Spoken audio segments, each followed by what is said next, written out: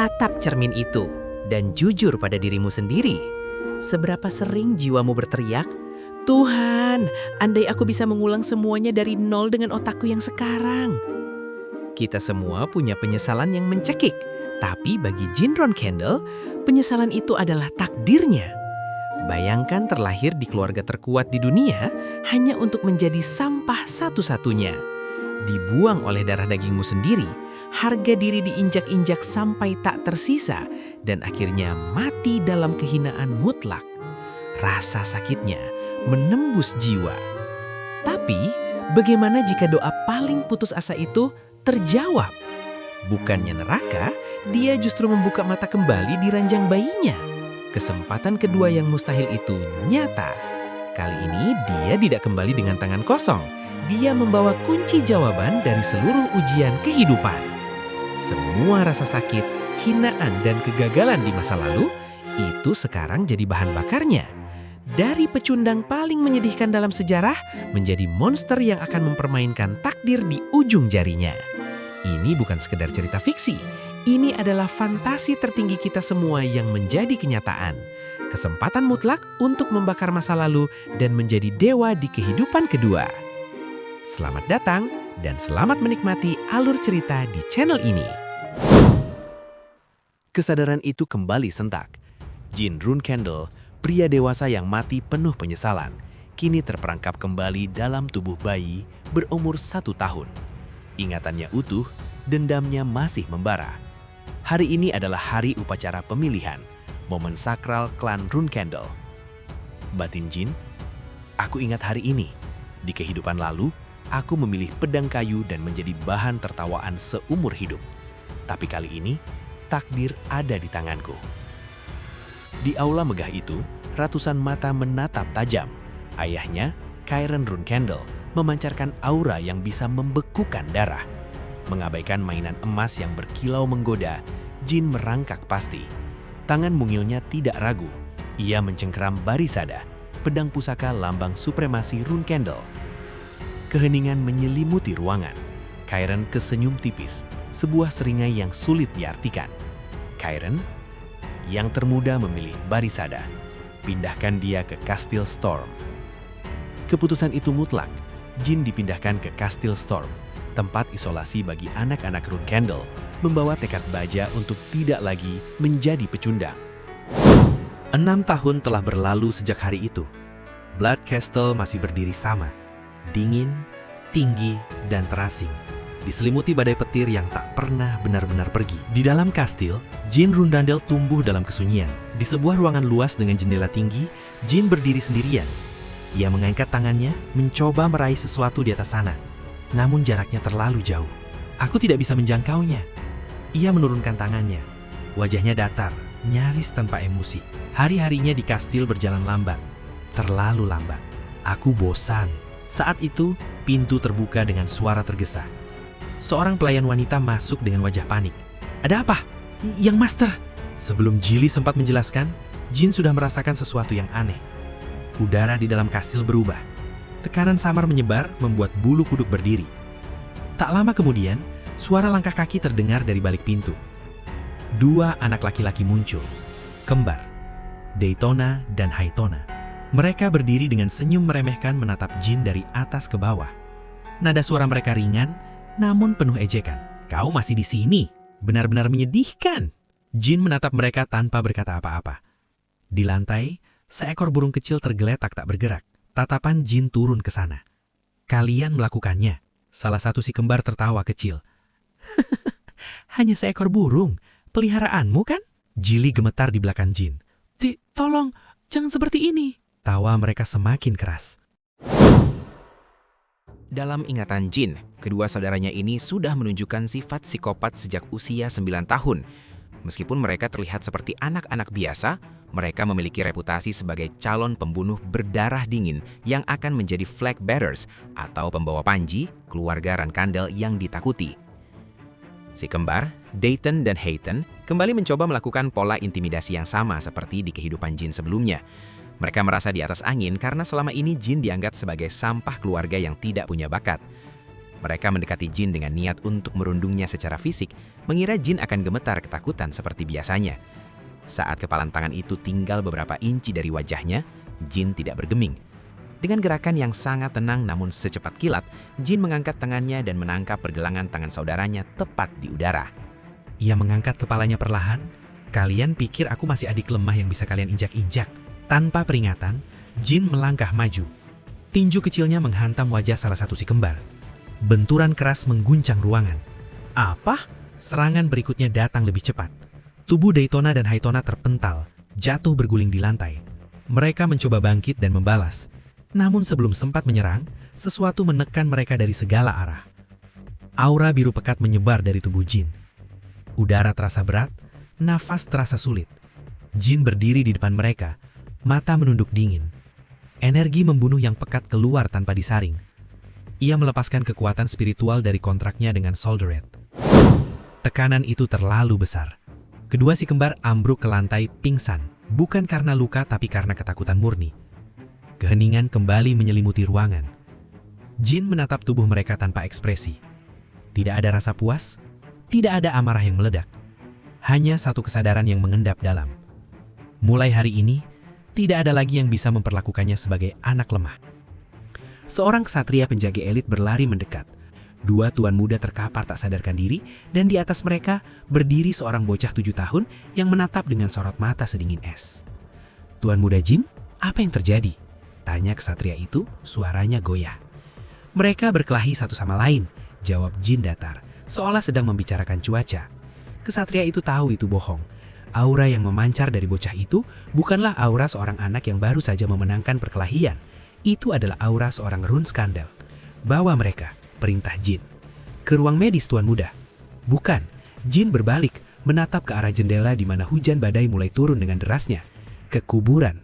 Ia ingin membantah, mengatakan bahwa membawa dua anak yang pingsan ke tengah badai adalah gila. Namun instingnya sebagai prajurit berteriak, patuhi dia, jangan bertanya. Hujan mengguyur kastil badai tanpa ampun, seolah langit pun menangis. Di halaman belakang, di depan gundukan tanah kecil di mana seekor burung dikuburkan, Jin berdiri tegak. Air hujan membasahi rambut dan pakaiannya, namun ia tak bergeming. Di kakinya, tubuh Daytona dan Haytona diletakkan begitu saja di atas lumpur, diguyur hujan deras yang membekukan tulang. Tuan muda, mereka bisa mati kedinginan. Jin menoleh perlahan, kilatan petir menerangi separuh wajahnya. Biarkan, ucap Jin, ini adalah hukuman dan juga pelajaran.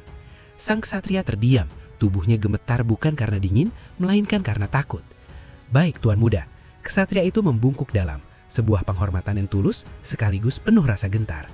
Ia meninggalkan si kembar di sana. Jauh dari sana, di ujung timur benua yang tak terjamah peradaban, laut hitam. Tanah tandus yang dipenuhi monster, tempat di mana manusia biasa tak akan bertahan semenit pun. Di sanalah Chiron Rune Skandal, sang patriark, duduk bermeditasi. Monster-monster raksasa mengelilinginya, namun tak ada satupun yang berani mendekat. Han, ksatria pelapor, datang dengan tubuh penuh luka. Lapor patriark, ucap Han. Ada insiden di kastil badai. Siren membuka mata. Katakan.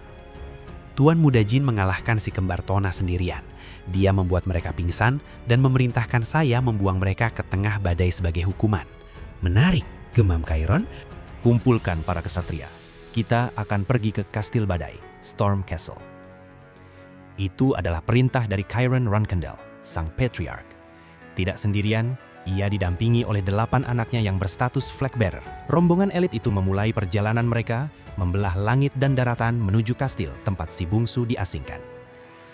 Di tengah perjalanan, di sela-sela istirahat, rasa penasaran menyelimuti saudara-saudara Jin. Diffus, apa kau tahu tentang alasan perjalanan ini? Tanya seorang wanita. Dia adalah Mary Runkendal, flag bearer ke-7 yang dikenal buas. Aku sudah tanya Kak Luna, dia juga tidak tahu. Jawab pria di sebelahnya. Mungkin karena si kembar Tona, mereka memang dijadwalkan keluar dari kastil tahun depan. Atau mungkin ayah datang khusus untuk menemui si bungsu. Pria itu adalah Diffus Runkendal, flag bearer ke-4. Mary, Diffus, diamlah. Suara dingin dan berwibawa memotong percakapan mereka. Itu adalah Luna Runkendal, flag bearer pertama, sosok yang paling kuat di antara anak-anak Chiron. Seketika, suasana kembali hening. Di dalam kastil badai, Gili, pengasuh setia Jin dengan cekatan namun gugup merapikan kerah baju tuan mudanya. "Tuan muda, ku dengar Patriark akan segera tiba. Kemungkinan besar beliau akan memanggil Anda dan anak-anak lainnya," ujar Gili dengan nada khawatir. Jin berdiri tegak, wajahnya tenang, namun pikirannya berputar cepat. Kan pasti sudah memberitahu ayah semuanya tentang insiden itu. Anak laki-laki bungsunya menggunakan kekuatan yang bukan mana, sihir, bukan aura. Sebuah kekuatan spiritual bayangan. Ayah pasti datang untuk memeriksa kebenaran itu secara langsung. Hingga akhirnya, tekanan udara di Kastil Badai berubah drastis. Rombongan Patriark telah tiba. Di ruang utama, Chiron duduk di singgasana sementara, menatap tajam ke arah dua anak kembar yang gemetar di hadapannya. Daytona dan Heitona berdiri kaku, keringat dingin mengucur deras. "Aku dengar kalian terlibat pertengkaran dengan Jin," suara Chiron menggema. "Apa itu kesalahan kalian?" Si kembar dalam kepanikan mereka mencoba membela diri.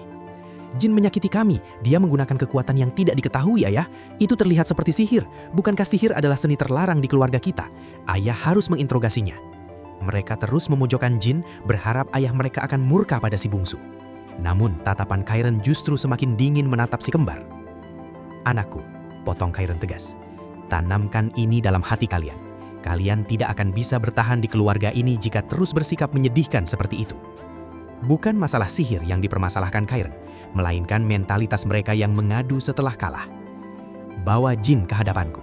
Kalian berdua, keluarlah." Daytona dan Heitona keluar ruangan sambil tertunduk dalam, wajah mereka pucat pasi. Pertemuan ayah dan anak.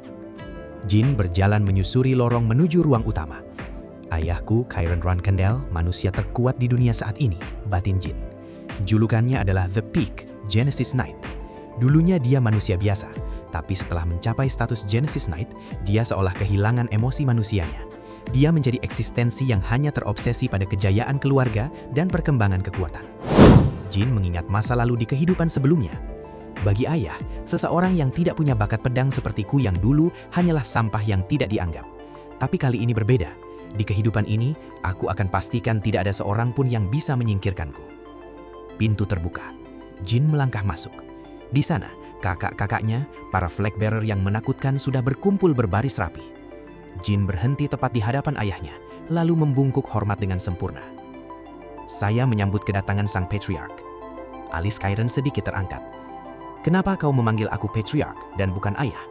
Suasana ruangan menegang. Jawaban salah bisa berakibat fatal. Namun Jin menjawab dengan wajah polos namun penuh logika. "Kakak-kakak saya, para flag bearer dan Guardian Knight hadir di sini. Lebih dari ratusan anggota elit mengunjungi kastil hari ini. Karena itu, saya menyimpulkan kunjungan Anda adalah urusan resmi klan, bukan kunjungan keluarga biasa." Kakak-kakaknya terkejut. Itu jawaban yang sangat cerdas untuk anak seusianya. Bahkan Luna menatapnya dengan sedikit minat. Chiron tersenyum tipis, hampir tidak terlihat. Jawaban yang memuaskan. Chiron melanjutkan, "Terima kasih. Aku memang mengunjungi kastil ini untuk beberapa alasan resmi, tapi panggil aku ayah untuk sekarang." "Baik, ayah. Aku akan bertanya hal yang sama seperti pada kakak kembarmu." Tatapan Chiron menancap tajam langsung ke mata Jin.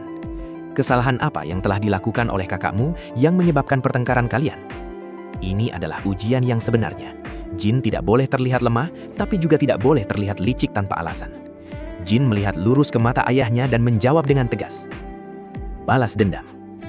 Jika kita adalah anggota dari keluarga Ronkendel, kita harus membalas semua yang telah kita terima, entah itu kebaikan atau kehinaan." Hening. Jawaban itu adalah esensi murni dari keluarga Ronkendel. Mendengar jawaban tegas itu, Chiron mengambil keputusan. "Semuanya kecuali si bungsu, tinggalkan ruangan ini." Sontak semua yang hadir terheran. Jarang sekali Chiron berbicara pribadi dengan anak-anaknya yang belum dewasa. Mary melirik Jin saat hendak keluar. "Diskusi langsung dengan ayah? Pria kecil, kau boleh juga." Setelah ruangan kosong dan hanya menyisakan mereka berdua, suasana berubah menjadi lebih berat. "Aku memiliki pertanyaan untukmu." Chiron memulai, suaranya mengintimidasi. Si kembar Tona menyebut bahwa kamu memiliki kekuatan spesial.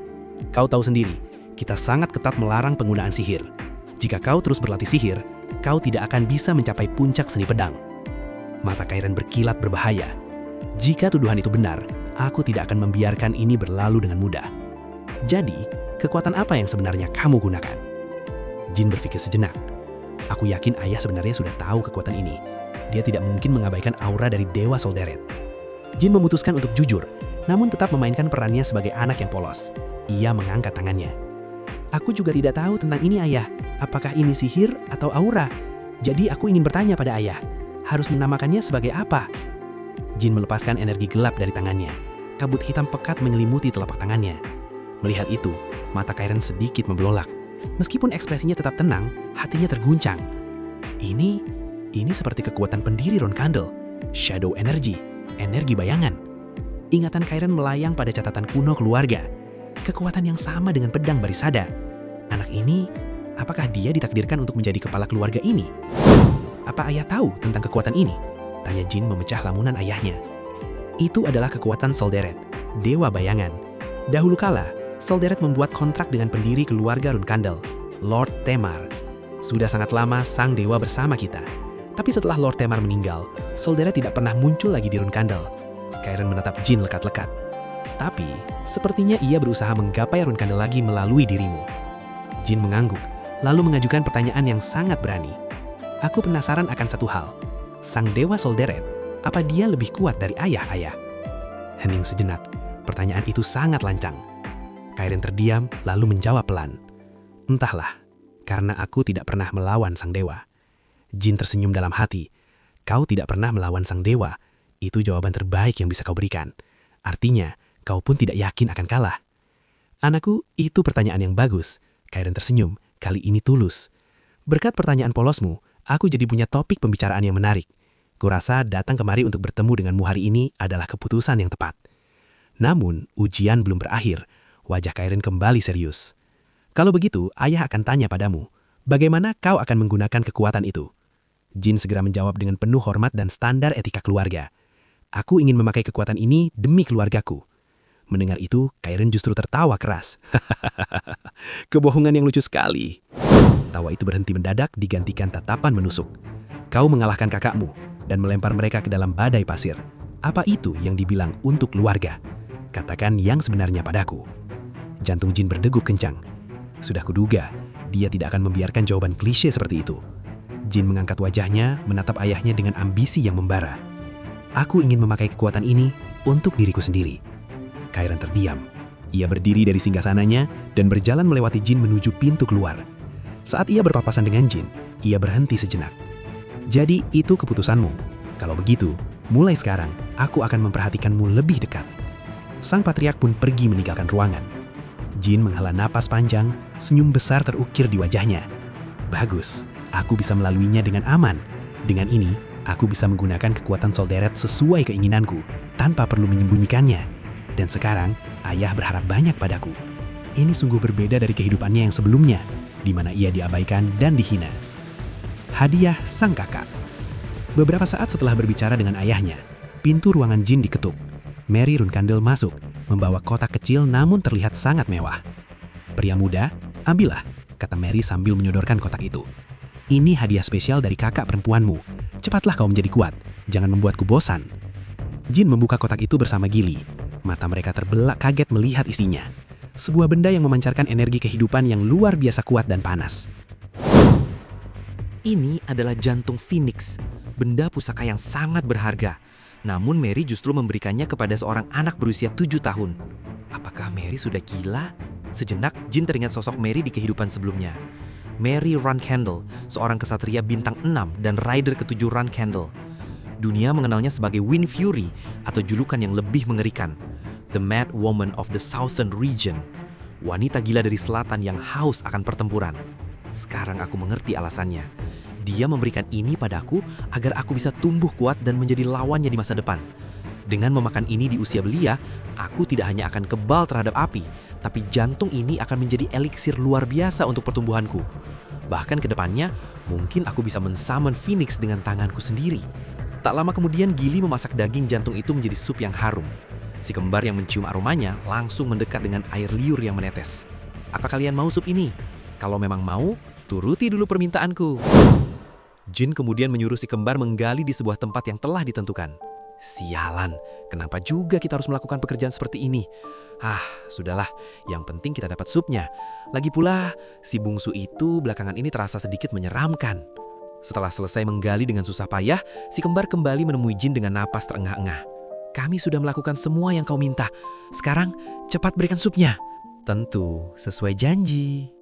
Ternyata, Jin hanya memberi masing-masing dari mereka 1 sendok sup phoenix. Si kembar menyuarakan kekesalannya. Namun Jin memelototi mereka seolah-olah menyuruh mereka untuk menikmatinya dengan rasa syukur.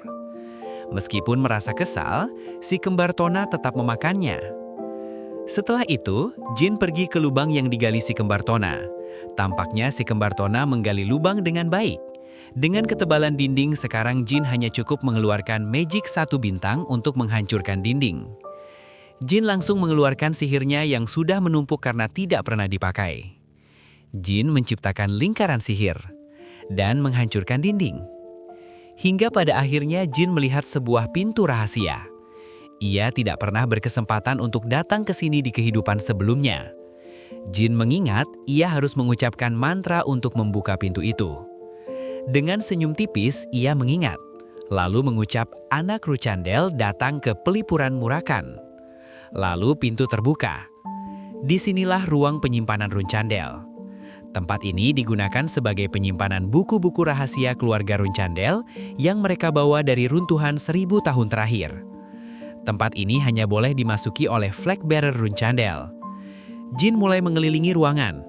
Jin telah banyak mendengar cerita tentang ruangan bawah tanah ini dari saudaranya dan hanya bisa membayangkan keajaiban yang tersembunyi di sini. Dan di sana, Jin melihat sosok yang disegal di dalam peti mati kaca. Sosok itu mengambang di dalam peti mati itu. Tubuhnya bersisik. Jin mengira itu bukan manusia. Namun Jin berpikir, mungkin ini adalah Black Dragon Murakan yang dikalahkan oleh flag bearer pertama, lalu tertidur. Jin menatap Murakan dengan kagum, namun ia tidak punya banyak waktu. Jin harus mencari buku-buku rahasia, dan ia menemukan perpustakaan di ruangan itu. Jin mencari buku rahasia keluarga Kungan, karena mereka juga keluarga Swordmaster. Ia membaca teori magic 3 bintang. Ia mengeluarkan buku catatan dan pensil yang dibawanya untuk menyalin isi buku karena akan berbahaya jika membawa bukunya langsung. Waktu terus berlalu. Jin merasakan kehadiran seseorang. Lalu memeriksanya berjalan mendekati sumber suara dan sontak ia kaget melihat seorang pria. Jin mengenal pria itu. Itu Murakan. Di kehidupan sebelumnya Jin tidak pernah mendengar Murakan terbangun. Area bawah tanah kastil yang tenang dan aman tiba-tiba menjadi mengancam dan terasa berbahaya. Jin menunjukkan rasa hormat dengan menyebutkan Murakan adalah Guardian Dragon keluarga. Tapi yang terjadi, Murakan kesal karena Jin memanggilnya Guardian. Bagi Murakan, ia tidak pantas untuk dipanggil Guardian. Murakan terus memaki Jin yang terpaku kebingungan melihat tingkah Murakan. Kemudian, Murakan menyadari sesuatu di dalam tubuh Jin. Ia seperti mencium aroma yang sangat ia ingat meski sudah tidak mencium aroma itu selama ribuan tahun. Murakan yakin itu aroma shadow energi seseorang yang menjalin kontrak seperti Temar. Sejenak Jin berpikir, apa alasan Murakan terbangun adalah karena shadow energi yang ada padanya. Melihat Murakan yang terus mencari sumber aroma itu, Jin pun berpikir untuk mencoba mengeluarkan kekuatannya di hadapan Murakan. Jin memperlihatkan kekuatannya dan berkata, menurut ayahnya, kekuatan ini berasal dari dewa bayangan Solderet. Melihat itu, Murakan tidak percaya dan menganggap Jin bercanda, mengingat kontrak penting yang dijanjikan adalah untuk bocah kecil seperti Jin. Beberapa saat kemudian, Murakan mengatakan bahwa ia sebenarnya sudah membuat janji dengan Solderet. Dan tampaknya, Murakan harus bekerja sama untuk memenuhi janjinya, yaitu dengan Jin. Meski Jin masih muda, Murakan tetap harus memperkenalkan diri sebagai perwakilan Solderet pada kontraktor Solderet. Berdasarkan kontrak 1000 tahun yang telah digariskan, mulai detik ini, aku akan berpihak padamu. Sesaat setelah kata-kata itu terucap, kegelapan di sekitar mereka bergejolak. Tubuh sosok di depan Jin mulai memuai dan bertransformasi, hingga akhirnya wujud seekor naga hitam yang agung berdiri dengan gagah di hadapannya. Jin tertegun, nafasnya tertahan. Berpihak padaku? Perjanjian apa sebenarnya yang telah disepakati di masa lalu? Keheningan itu pecah saat naga tersebut, Murakan, membuka suara dengan nada rendah yang berwibawa. Sebutkan namamu, kontraktor Solderet. Jin menegakkan punggungnya, menatap lurus ke arah sang naga. Namaku Jin Runkandel, anak ke-13 sekaligus putra bungsu dari keluarga Runkandel. Mendengar nama itu, Jin sejenak terlempar ke masa lalu melalui ingatannya. Ia teringat legenda tentang Gunung Murakan, tempat yang mereka pijak sekarang. Dahulu kala, wilayah ini bukanlah sekedar tanah berbatu, melainkan wilayah kekuasaan naga hitam Murakan yang sangat ditakuti. Kini, sang penguasa langit itu telah kembali, bukan sebagai musuh, melainkan sebagai pelindungnya.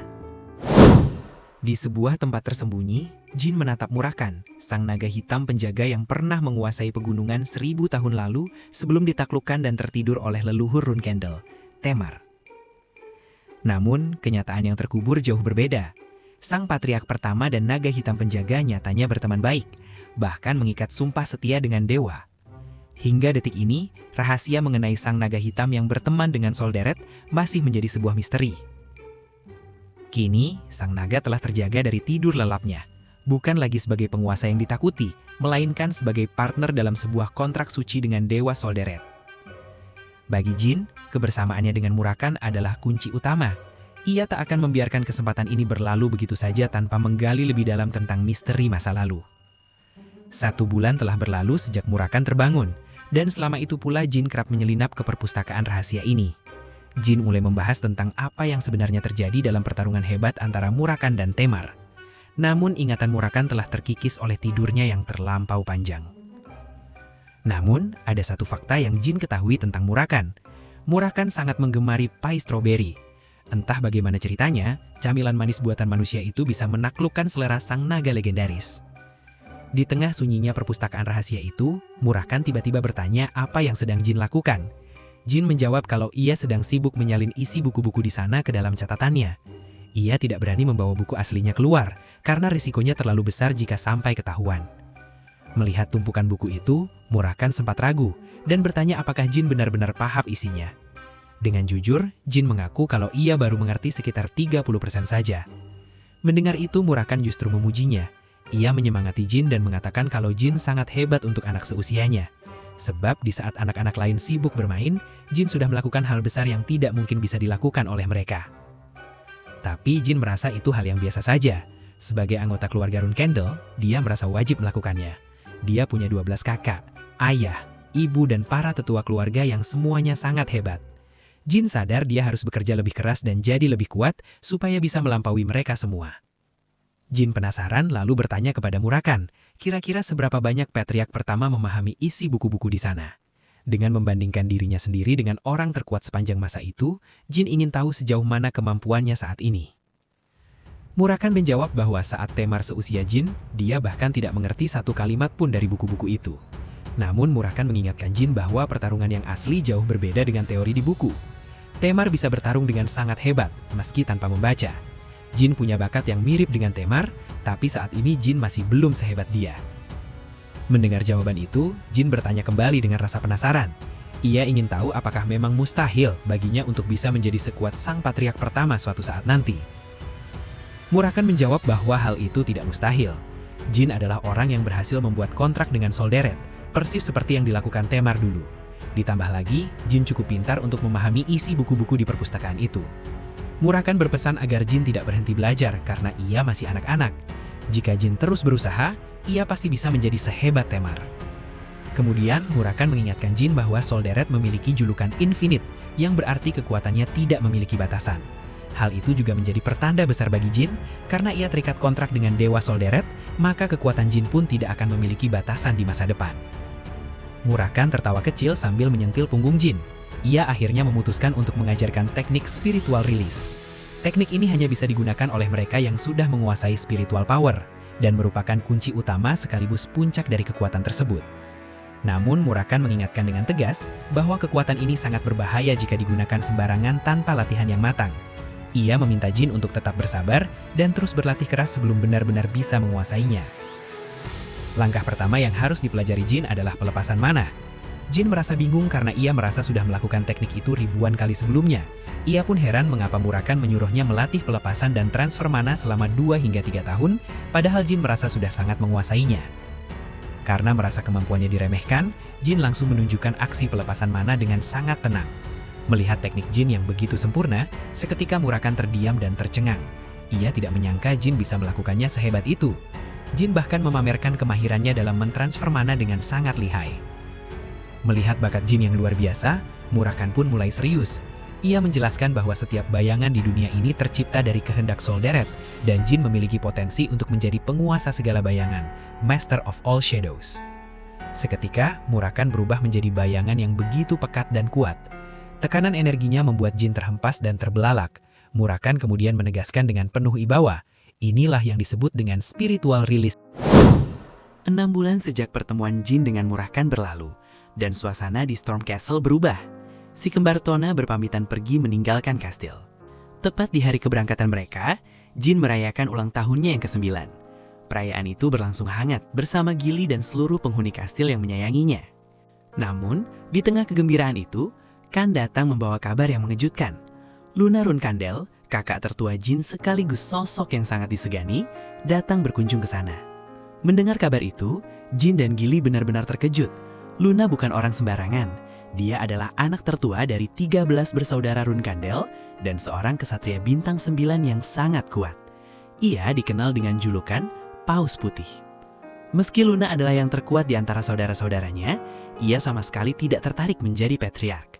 Ia lebih memilih menjauh dari konflik kotor perebutan tahta keluarga. Luna adalah sosok penyendiri yang selalu bergerak sesuai keinginannya sendiri. Karena sikapnya itu, Luna tidak pernah peduli pada saudara-saudaranya yang lain. Hubungan mereka bahkan lebih terasa seperti orang asing daripada sebuah keluarga. Itulah alasan mengapa kedatangannya kali ini terasa sangat tidak biasa dan mengejutkan bagi Jin. Jin merasa curiga dan bertanya-tanya dalam hati. Ia bingung, apa mungkin ada masalah serius di keluarga Runkandel sampai Luna harus datang menemuinya? Atau yang lebih buruk, apakah Luna sudah tahu kalau Jin diam-diam sering pergi ke perpustakaan rahasia? Jin segera menyambut Luna dengan sopan. Ia menyapa kakaknya itu sambil berkata, seandainya ia tahu Luna akan datang, ia pasti akan memakai pakaian yang lebih rapi untuk menyambutnya. Melihat tingkah adiknya, Luna justru merasa gemas karena Jin terlihat sangat imut. Ia pun menjawab dengan santai bahwa ia tidak perlu membuat pengumuman resmi hanya untuk sekedar mengunjungi adik kecilnya sendiri. Perhatian Luna tiba-tiba teralih saat melihat wajah Jin yang tampak pucat. Dengan nada khawatir, ia bertanya, apakah Jin sedang sakit? Jin menjawab ia tidak sakit, melainkan hanya merasa sangat gugup, karena ini adalah pertama kalinya Jin berhadapan sedekat itu dengan sang kakak. Aura hebat Luna membuatnya merasa sedikit tertekan dan terpojok. Luna terkejut mendengar kejujuran Jin. Ia merasa khawatir jika kehadirannya justru membuat Jin merasa sedang diawasi atau ditekan. Luna pun menyadari kesalahannya. Meski Jin masih sangat muda, ia tetaplah seorang Runkandel yang punya insting tajam. Sepertinya aku salah langkah, gumam Luna. Melihat Jin yang tampak heran, Luna langsung meminta maaf. Tanpa ragu, sang paus putih itu berlutut agar sejajar dengan tinggi adiknya. Dengan nada serius namun lembut, Luna meminta waktu untuk berbicara berdua saja. Ia pun meminta Jin untuk menyuruh semua orang keluar dari ruangan agar mereka bisa berbicara tanpa gangguan. Jin pun menuruti permintaan kakaknya, meski ia sendiri tidak tahu apa tujuan sebenarnya. Namun setelah melihat sikap Luna yang lembut, Jin merasa bahwa situasi ini bukanlah hal yang buruk baginya. Setelah semua orang keluar, Luna mulai berbicara serius. Ia memberitahu Jin bahwa saat ayah mengunjungi Jin dulu, sikap Jin ternyata menarik perhatian besar dari saudara-saudara mereka yang lain. Luna memperingatkan bahwa saat Jin meninggalkan Storm Castle, semua saudaranya pasti akan terus mengawasi gerak-geriknya. Namun Luna sangat berharap agar Jin tidak melupakan kebahagiaannya sendiri hanya karena terjebak dalam persaingan keluarga yang kejam. Ia tidak ingin melihat adik kecilnya menderita akibat tradisi berat keluarga Runkandel. Mata Jin terbelalak mendengar perkataan Luna. Ia tidak menyangka hanya karena mencemaskan hal itu, seorang Luna Runkandel datang menemuinya. Namun di hatinya, Jin merasa bingung. Ia teringat akan kehidupannya yang sebelumnya. Jika memang Luna sangat peduli dan tidak ingin dirinya terlibat dalam konflik keluarga, mengapa di kehidupan yang dulu, Luna tidak pernah mengatakan hal ini? Jin mulai bertanya-tanya, apakah dulu Jin dianggap tidak layak? Ataukah saudara-saudaranya yang lain merasa Jin terlalu lemah sehingga tidak pantas untuk dianggap sebagai saingan? Pertanyaan itu terus berputar di kepala Jin, namun Jin tetap berterima kasih dan mengatakan Jin tidak punya niatan untuk keluar dari pertarungan keluarga ini. Luna menatap tajam dan menegaskan bahwa ia benar-benar serius dengan ucapannya. Ia bukan berkata begitu karena takut suatu saat Jin akan menjadi saingannya, melainkan karena ia tulus peduli pada saudara adiknya. Namun, Jin memberikan jawaban yang tak terduga. Dengan tenang, Jin menjawab bahwa ia sudah sangat memahami resiko itu. Ia bahkan mengungkapkan bahwa dirinya sudah pernah mengalami percobaan pembunuhan. Karena nyawanya sudah mulai diincar, Jin merasa tidak mungkin lagi untuk mundur. Mendengar pengakuan Jin, Luna seketika tersentak dan merasa sangat marah. Dengan nada tinggi, ia mendesak Jin untuk memberitahu siapa saudara yang berani mencoba membunuhnya. Namun Jin menjawab dengan tenang bahwa ia belum bisa mengatakan apa-apun karena ia sendiri belum tahu siapa pelakunya. Jin mencoba menenangkan kakaknya dengan berkata, meski ada yang ingin membunuhnya, nyatanya ia masih baik-baik saja sampai sekarang. Jin pun menambahkan bahwa ternyata tidak semua saudaranya membenci dirinya. Ia merasa sangat senang dan berterima kasih kepada Luna karena telah menunjukkan kepedulian yang tulus kepadanya. Luna langsung memeluk adiknya dengan erat. Ia merasa sedih karena menyadari bahwa di usia sekecil itu, Jin sudah terlibat dalam persaingan keluarga yang kotor dan berbahaya. Jin sendiri merasa terkejut. Ia tidak menyangka ternyata kakaknya bisa selembut dan sebaik ini. Namun, Luna segera menghapus suasana sedih itu. Ia berkata bahwa hari ini harus menjadi hari yang bahagia, jadi mereka tidak perlu lagi membahas hal-hal berat. Sambil tersenyum, ia mengingatkan bahwa hari ini adalah hari ulang tahun Jin. Ia pun mengungkapkan alasan utamanya datang, yaitu untuk membawakan hadiah spesial bagi adik kecilnya. Luna mengeluarkan liontin biru yang berkilau indah. Dengan lembut, ia langsung memasangkan liontin itu ke leher Jin. Sambil memakaikan kalung tersebut, Luna berpesan, jika suatu saat Jin berada dalam bahaya yang tidak bisa ia tangani sendiri, Jin harus menghancurkan batu biru di dalam liontin itu. Luna berjanji, dimanapun Jin berada, ia akan segera datang untuk menolongnya. Jangan pernah lupakan itu, tegas Luna dengan tatapan penuh kasih. Setelah itu senyumnya kembali mengembang dan ia mengucapkan selamat ulang tahun dengan hangat kepada adik kecilnya. Luna kemudian mengambil sepotong kue ulang tahun yang sudah disiapkan.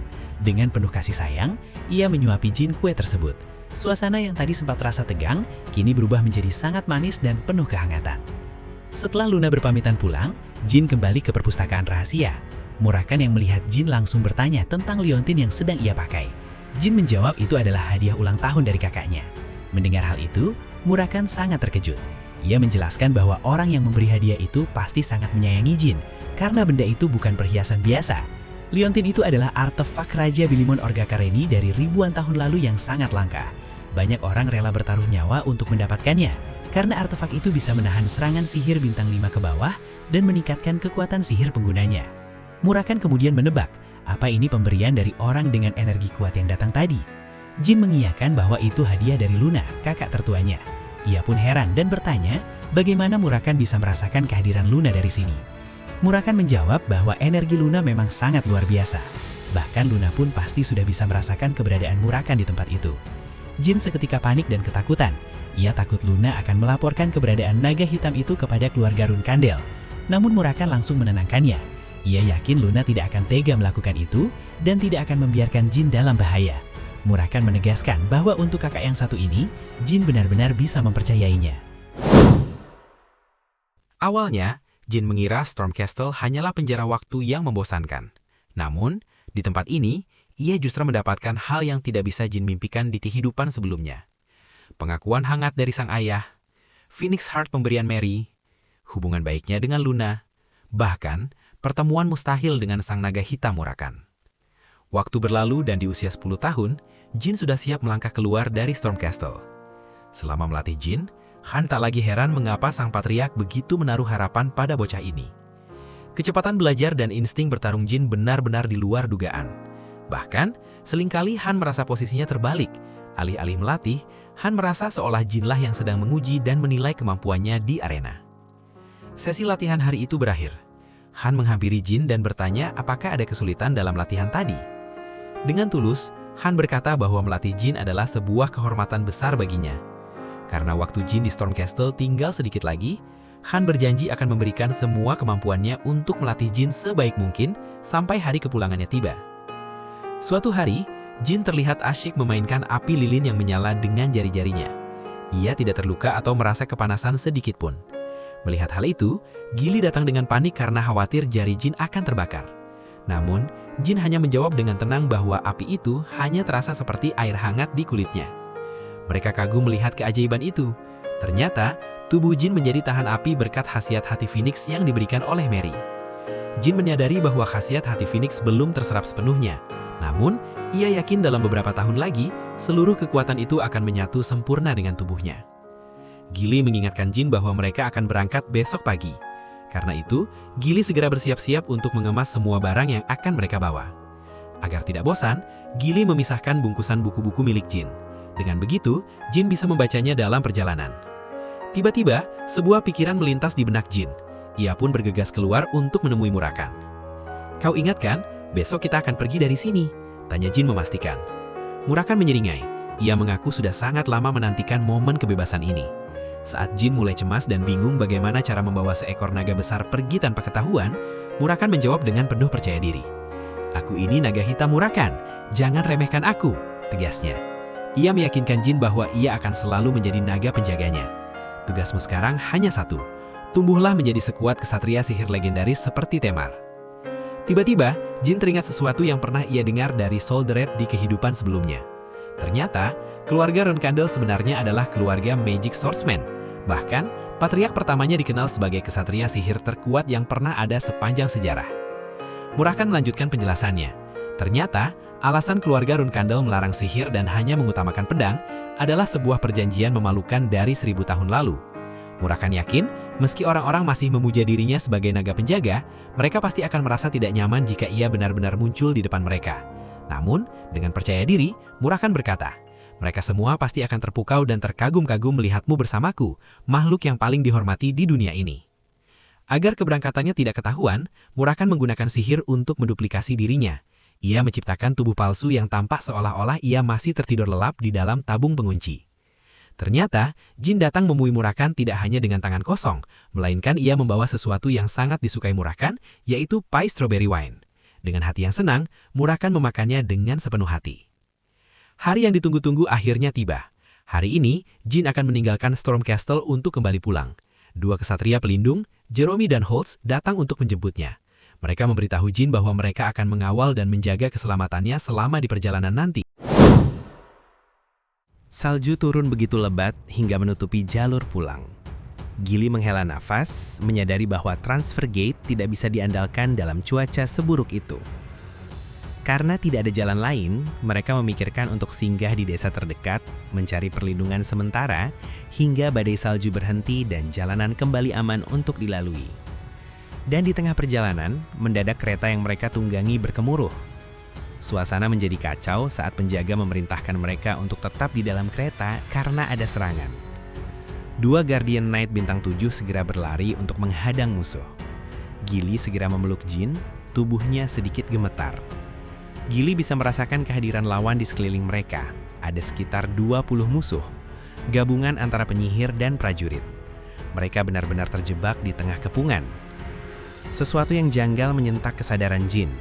Ia segera melepaskan pelukan Gili dan memberikan perintah tegas untuk keluar dari kereta saat itu juga. Sebagai putra dari keluarga Runkandel, Jin tahu aturan bahwa para pelindungnya atau salah satu Guardian Knight harus tetap berada di sisinya dalam kondisi apapun. Fakta bahwa mereka berdua pergi meninggalkan kereta adalah tanda bahaya. Jin curiga bahwa kereta kuda itu telah dipasangi alat rahasia yang sewaktu-waktu bisa mencelakai mereka. Kata-kata Jin membuat Gili tersentak. Ia menundukkan kepala, mengakui ketajaman insting tuan mudanya yang jauh melampaui dirinya. Suasana di dalam kereta berubah mencekam saat Gili menunjukkan taringnya sebagai pelayan Runkandel. Senjata cakarnya berkilat, menghancurkan kereta kayu itu dalam sekali tebas. Gili membawa Jin melesat pergi, masuk jauh ke dalam hutan demi menghindari kepungan 20 musuh di belakang mereka. Jin menghentikan langkah Gili sejenak. Jin mengatakan jika para penyerang itu benar-benar mengincar Jin, ia pasti sudah mati saat keluar dari kereta tadi. Namun karena mereka masih aman, Jin merasa ada yang salah dengan kesimpulannya. Ia menduga bahwa Guardian Knight yang pergi itulah yang sebenarnya harus diwaspadai dan mungkin akan menyerang. Jin pun membulatkan tekad untuk memastikan kebenaran ini dan mencari tahu siapa sebenarnya yang berada di pihak mereka. Seperti dugaan Jin, mereka dari klan Yuta, yaitu klan Magician dari Mythel, dan juga prajurit bayaran Black King. Tak lama kemudian, para penyerang menemukan mereka dan mengepung. Namun wakil kapten dari pasukan ketiga prajurit bayaran Black King datang menyelamatkan Jin Rankandel atas permintaan keluarga Rankandel. Jin segera menyadari bahwa kekuatan yang penyerang itu tunjukkan sangat jauh dari level kesatria bintang 7 yang asli. Baginya mereka hanyalah orang-orang yang mengenakan seragam yang salah. "Siapa kalian?" teriak Gili dengan senjata cakar yang sudah siap di tangan. Pemimpin pasukan itu tersenyum tipis, menatap mereka dengan tatapan meremehkan. "Aku tidak akan mengatakan sepatah kata pun pada kalian," teriaknya. Jin menatap Gili dengan mata yang tajam, memberikan perintah yang singkat namun mengerikan untuk membunuh satu orang lalu potong lengan satu orang lainnya. Tanpa bertanya lagi, Gili langsung bergerak secepat kilat. Dengan senjata cakar yang tajam, ia menerjang ke arah musuh untuk melaksanakan perintah maut dari tuannya itu. Dalam satu sentakan napas, serangannya mendarat telak. Satu lawan tewas sebelum sempat menyadari apa yang terjadi. "Beraninya wanita rendahan sepertimu," bentak penyusup lainnya, mencoba membalas. Namun Gili jauh lebih gesit. Sebelum lawan sempat mengayunkan senjata, pedang Gili sudah menebas lengan sang penyusup hingga tak berdaya. Tak memberi ruang untuk bernapas, Gili terus merangsak maju, menghujani lawan dengan serangan bertubi-tubi yang mematikan. Penyerang itu sudah tidak berdaya. Dengan kasar, Gili menyeret kepalanya hingga tersungkur di depan Jin. Jin berdiri tegak di depan mereka dan mengatakan sepertinya tuanmu terlalu meremehkan lawannya. Setidaknya harus menjadi ahli bela diri bintang 7 untuk membunuh putra seorang Rankandel. Setidaknya kalian harus mengirimkan 3 atau 4 kesatria bintang 8. Lawan di hadapan Jin berteriak dengan wajah merah padam. Ini hanya peringatan, kekuasaan Rankandel akan segera berakhir. Jin tidak terpancing emosi, ia justru menatap orang itu dengan tatapan meremehkan. Jin berkata dengan suara tenang namun tegas, "Bukannya era Rankandel yang akan berakhir, tapi era Jin Rankandel yang baru saja dimulai." Saat Jin bertanya siapa dalang di balik semua ini, pria itu berteriak fanatik mengatakan kejayaan bagi Zippel. Jin segera menyadari bahwa lawan yang ia hadapi berasal dari satu-satunya klan yang berani menantang Rankandel. Jika Rankandel yang mengincar puncak swordsmanship, sebaliknya mereka mengincar puncak dari magic. Perseteruan ini dimulai ribuan tahun lewat sebuah perjanjian licik setelah kematian leluhur Rankandel, yang melarang seluruh keturunan Rankandel menyentuh sihir. Bagi Rankandel, Zippel adalah musuh bebuyutan selama ribuan tahun. Pengakuan tentang Zippel membuat Jin segera mengakhiri sesi tanya jawab yang tidak berguna itu. Tanpa ada rasa ragu, ia memerintahkan Gili untuk membuang pria itu karena dianggap sudah tidak memiliki informasi berharga lagi. Tentu saja bagi penduduk Zippel, Rankandel adalah musuh abadi. Jadi biasanya mereka akan melakukan teror terhadap klan Rankandel. Jin mulai merasakan ada yang tidak beres dengan serangan ini. Gaya bergerak mereka memang mirip kelompok ekstremis Zippel yang liar, namun ada detail yang sulit dinalar. Menyamar mungkin mudah bagi penyihir, tetapi memalsukan kekuatan hingga setingkat ahli bela diri bintang 7 adalah hal yang hampir mustahil. Kecurigaan Jin mulai mengarah pada sosok misterius yang mungkin saja menjadi dalang atau pemberi bantuan di balik ini. Setelah situasi mereda, Gili melapor kepada Jin bahwa semua perintah telah selesai dilaksanakan dengan baik. Jin merasa sangat lega. Jin kemudian berterima kasih kepada wakil kepala tentara bayaran Black King karena berkat bantuannya dalam mengalihkan perhatian para penyerang, Jin dan Gili akhirnya punya kesempatan untuk melarikan diri dengan selamat. Sebagai imbalan atas keberanian tersebut, Jin menjanjikan upah yang besar. Jin meminta agar sang wakil kepala terus bekerja sama dan mengawal mereka hingga benar-benar sampai di perbatasan dengan aman. Di balik wajah datarnya, wakil kepala Black King merasa takjub sekaligus heran. Ia tahu betul bahwa Jin adalah putra dari keluarga besar Runtandel. Namun, ini adalah pertama kalinya anak itu menginjakan kaki di luar istana. Namun, meski Jin baru berusia 10 tahun, ia terlihat sangat tenang dan memiliki wibawa yang kuat. Ia sekejap teringat ucapan Jin yang ingin era Jin Runkandel datang, apa itu bukan hanya cuitan anak kecil semata. Wakil kepala memerintahkan anak buahnya untuk memperhatikan setiap tindakan dan ucapan sampai mereka menyentuh perbatasan. Itu membuat anak buahnya heran, karena sebelumnya wakil kepala tidak pernah memperhatikan hal sepele seperti itu. Gili menoleh dan memberitahukan bahwa kita bisa jalan sekarang pada wakil kepala. Mereka mulai melangkah, menyusuri jalanan yang tertutup salju dan meninggalkan para penipu itu jauh di belakang. Di tengah perjalanan, Gili teringat bahwa ada sebuah desa yang berjarak sekitar 2 jam dari posisi mereka. Desa itu menjadi tujuan utama mereka. Tempat yang tepat bagi Jin dan Gili untuk berteduh dan beristirahat dengan aman sampai badai salju benar-benar reda. Sambil terus melangkah menembus salju, Jin berusaha menenangkan kegelisahan Gili. Ia menegaskan bahwa Gili tidak perlu menyalahkan diri sendiri atas ketidaktahuan para pengawal tersebut. Seorang Knight bintang 9 seperti Han saja tidak bisa menyerupai hal serupa. Namun meski telah ditenangkan dengan penjelasan tersebut, Gili tetap merasa bersalah dan dengan rendah hati menyampaikan permohonan maafnya. Di mata Jin, Gili adalah sosok yang tak pernah berubah. Meski nasib seorang pengasuh Rune Kandel dipertaruhkan sepenuhnya pada bakat sang tuan, di kehidupan masa lalu pun Gili tetap berdiri teguh di samping Jin yang dianggap gagal. Saat seluruh klan mencemooh, Gili justru memberikan cinta tanpa syarat. Bahkan, di hari pengusiran yang dingin, Gili tidak pergi meninggalkan Jin. Sambil membungkuk dalam, ia justru meminta maaf dengan tulus karena merasa belum cukup baik melayaninya. Seperti itulah Gili dari dulu, jadi Jin tidak akan pernah berbicara kasar kepadanya. Namun di masa ini beda, Gili harus lebih tegar. Jin menolak permintaan maaf Gili dengan ledakan amarah yang jujur. Baginya, Gili bukan sekedar pengasuh Jin, tapi Gili juga satu-satunya Guardian Knight yang dimiliki Jin saat ini.